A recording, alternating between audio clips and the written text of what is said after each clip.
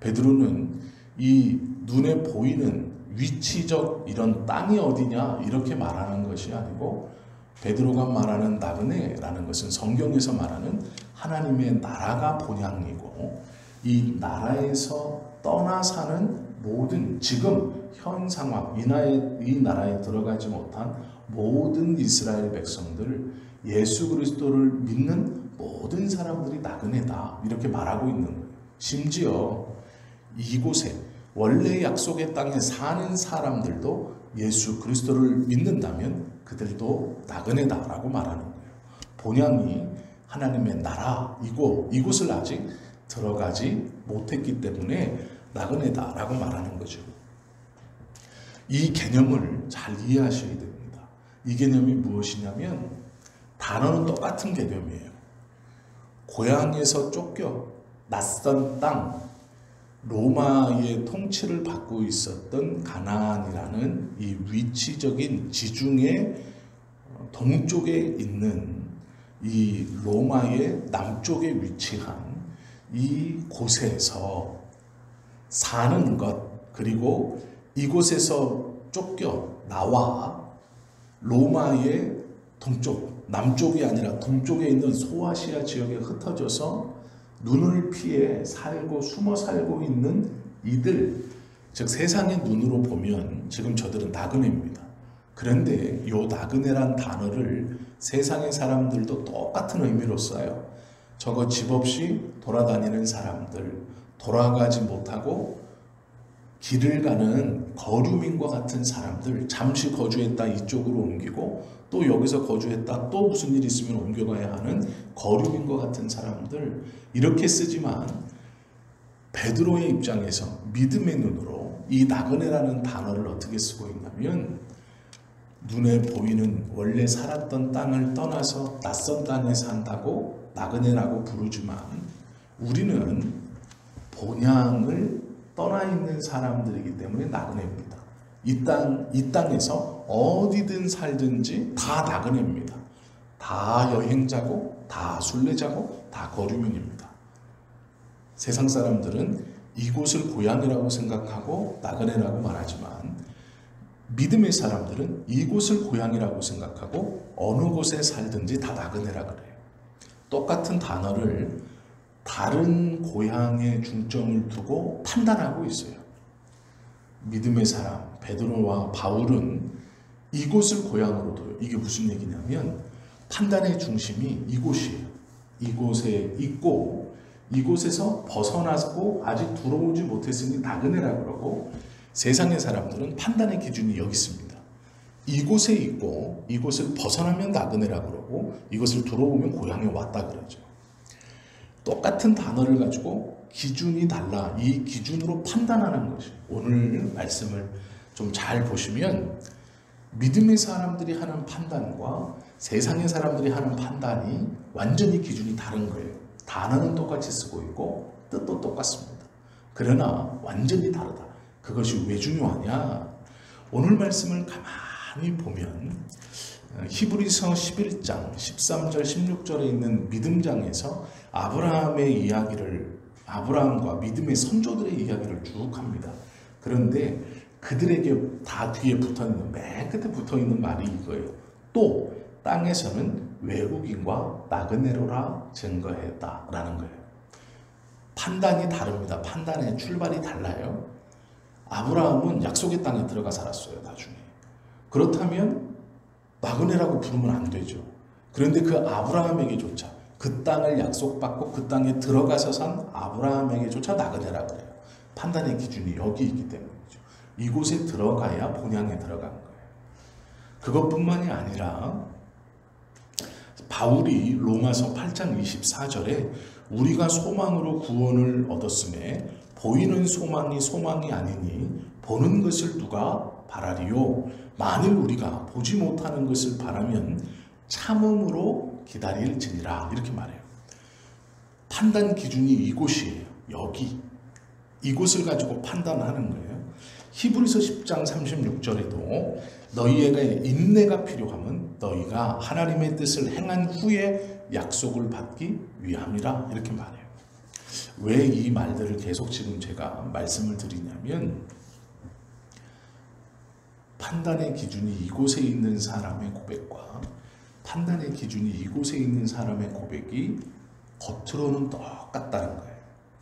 우리가 믿음이라고 이야기할 때 내가 구원을 받았다라고 이야기할 때 우리의 입으로 나오는 모든 단어, 행실이 똑같아요. 그러나 판단의 기준이 어느 곳에 있는가로 진짜냐 가짜냐가 판가름 나는 거예요.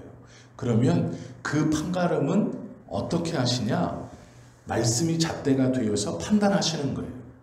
말씀이 없는 자도 내가 하나님을 믿습니다 라고 말하며 하나님을 믿는 자의 언어들, 행동들을 할 수 있어요. 말씀을 가지고 있는 사람도 이와 똑같은 언어와 행동을 하며 삽니다.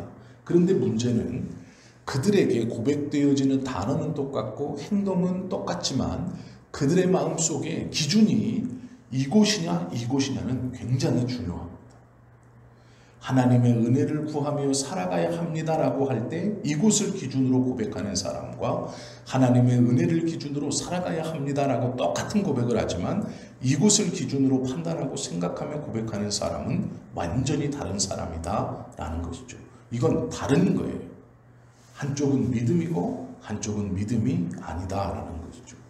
오늘 이 11절 말씀에 보면 사랑하는 자들아 거류민과 나그네 같은 너희를 권하노니 영혼을 거스려 싸우는 육체의 정욕을 제어하라 라고 말해요. 육체의 정욕이라는 것을 제어하래요. 왜 그러냐? 너희가 이방인 중에서 행실을 선하게 가져 너희를 악행한다고 비방하는 자들로 하여금 너희 선한 일을 보고 오시는 날에 하나님께 영광을 돌리게 하려 함이라 라고 말해요. 이 말씀을 잘 기억하셔야 되는데 뭐가 중요한 말이냐면 육신의 행실을 제어하라고 했더니 이렇게 판단하는 거예요.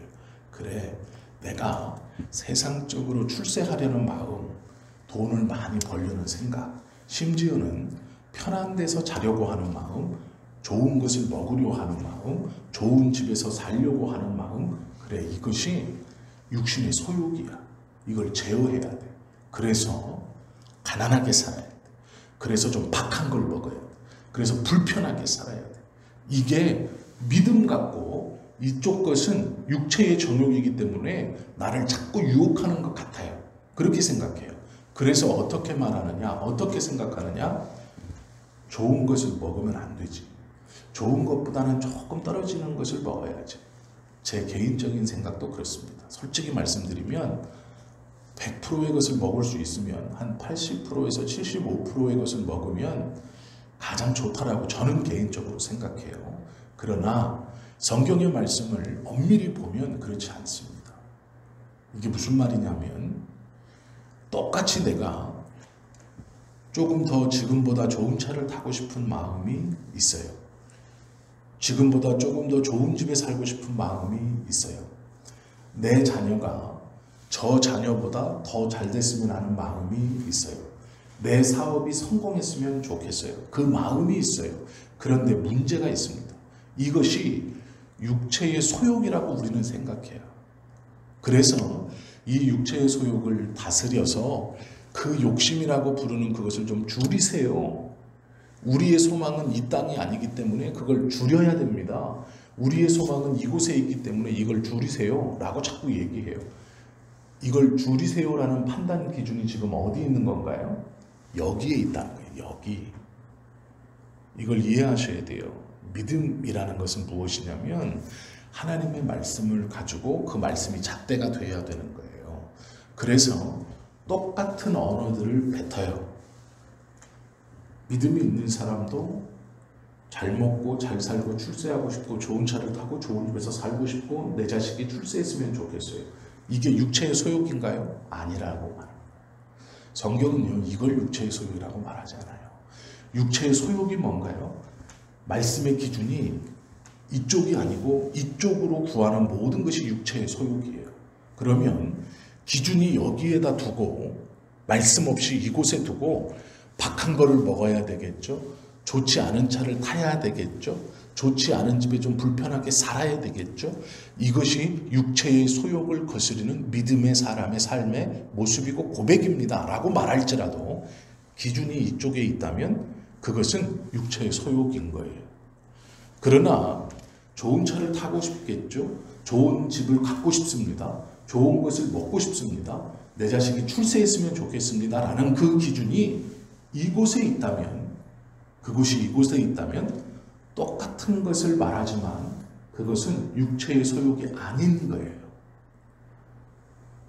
고백하는 것으로 보는 게 아니라 그 고백하는 사람의 마음의 기준이, 판단 기준이 이곳에 있느냐 이곳에 있느냐로 보신다는 거예요. 이걸 헷갈리시면 안 돼요. 맨 마지막을 보면 왜 그렇게 하냐? 오시는 날에 하나님께 영광을 돌리게 하려 함이라.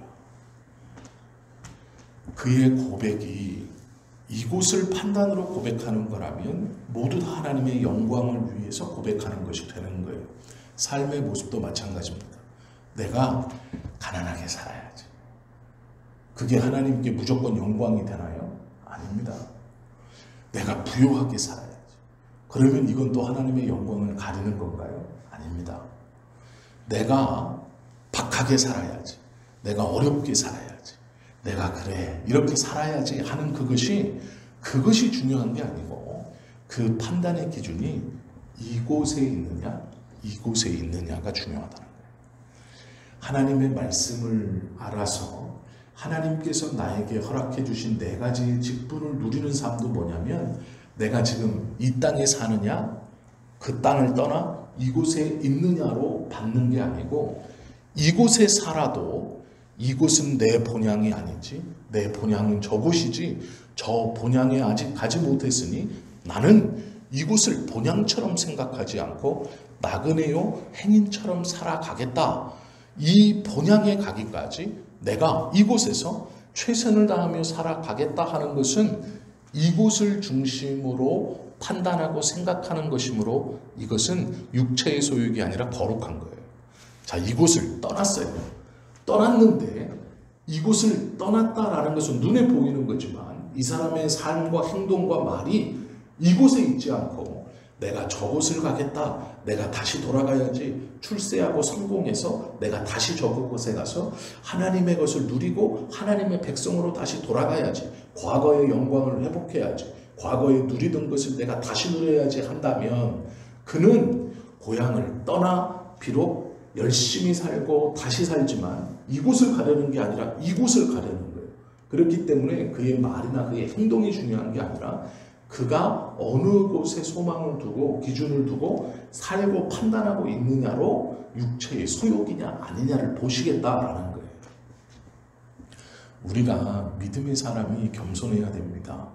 믿음의 사람은 좀 가난하게 사는 것도 좋습니다.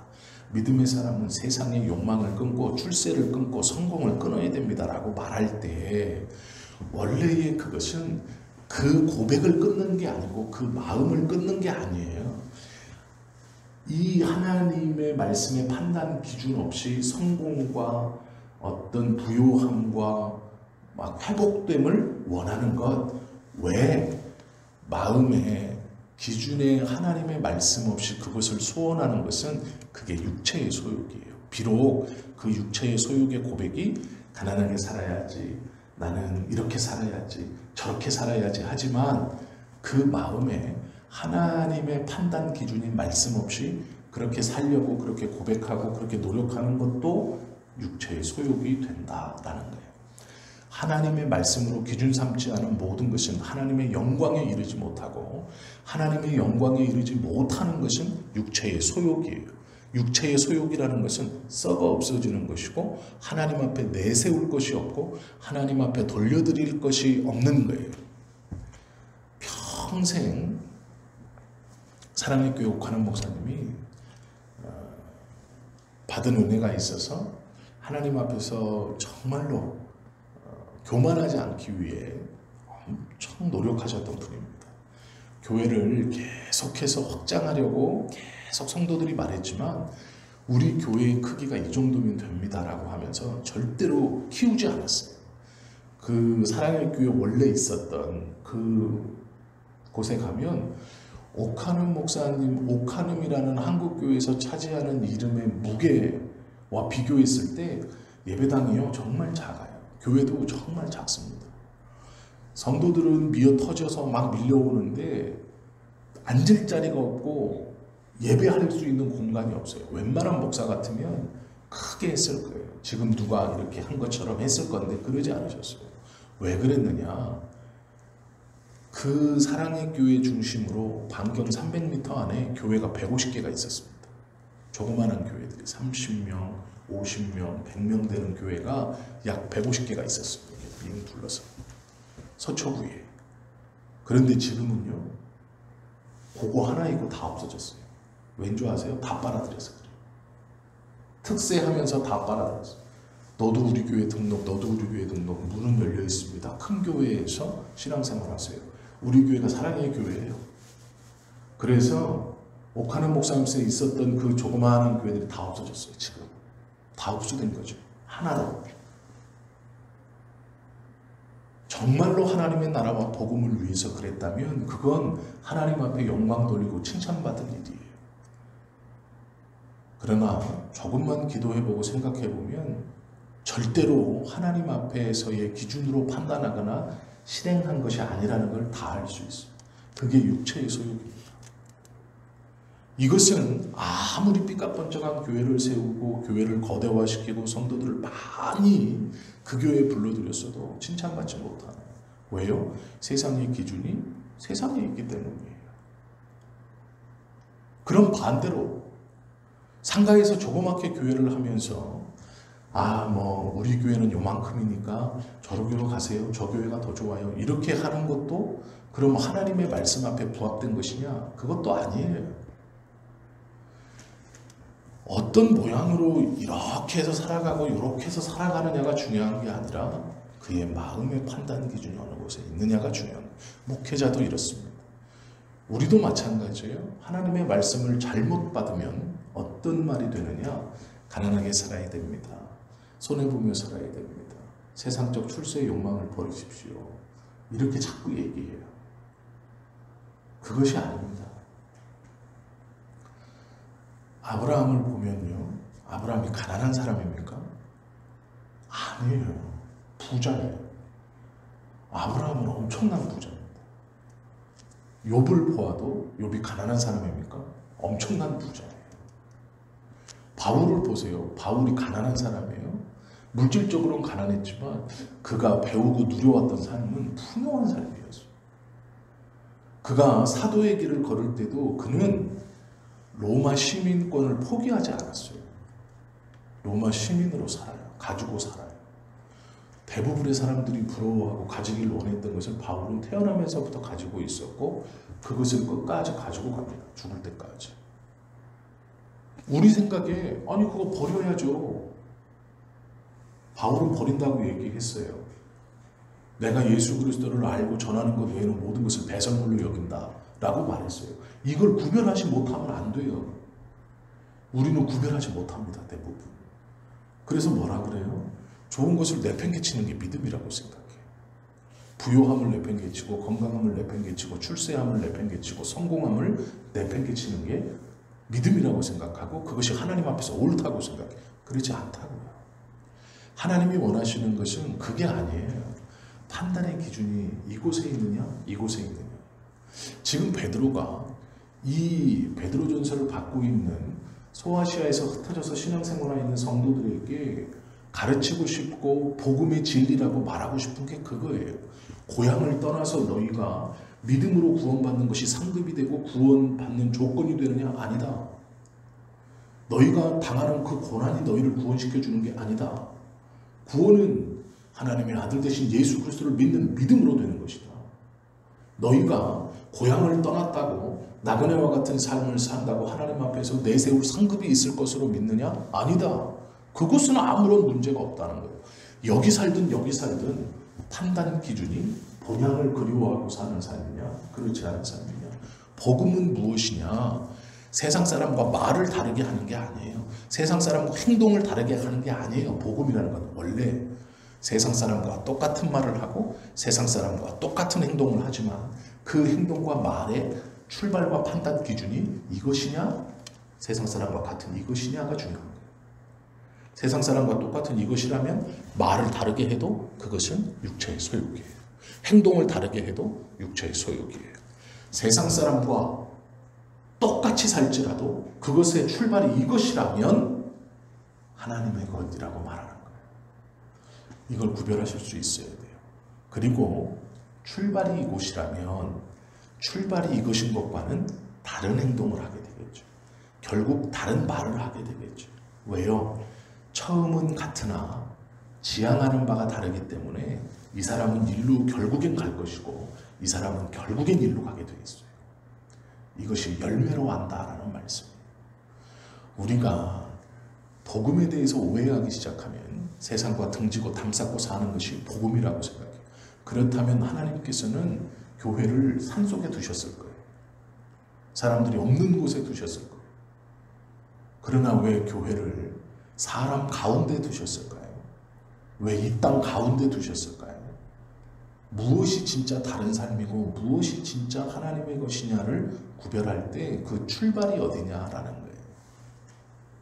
이것을 소화시켰기 때문에 다른 것에 대해서 자기가 30년간 하나님의 사도로 하나님의 말씀과 동행하면서 깨달은 것을 이렇게 주고 있는 거예요.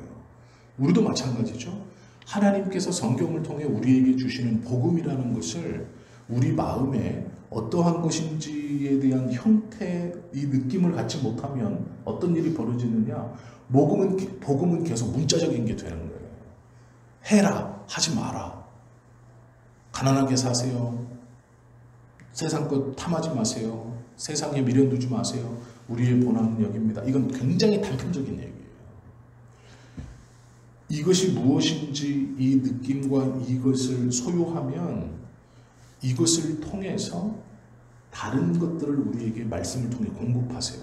그러면 기쁨이 있어요. 말씀을 깨닫는 것에 대한 기쁨은 우리가 세모를 보고 세모라고 깨달아서 기쁨이 아니라 이것이 점점 더 커지기 때문에 기뻐하는 거예요. 그래서 이것만으로도 기쁨을 누리며 그 충만함으로 살아갈 수 있다라고 말씀하시고 이것을 누리며 살아가는 자는 모두 다 하나님께 맡기게 되고 하나님께서 그의 삶을 책임지게 되고 그의 입술과 그의 행동과 그의 삶의 태도가 모두 하나님께 합한 것이 되기 때문에 하나님께서 인정해 주시는 말이 되고 인정해 주시는 생활이 되고 인정해 주시는 신앙의 태도가 되기 때문에 하나님께서 오시는 그날 그 앞에 그리스도의 이름으로 담대히 나아갈 수 있는 자격과 그것을 확신하게 되는 거예요.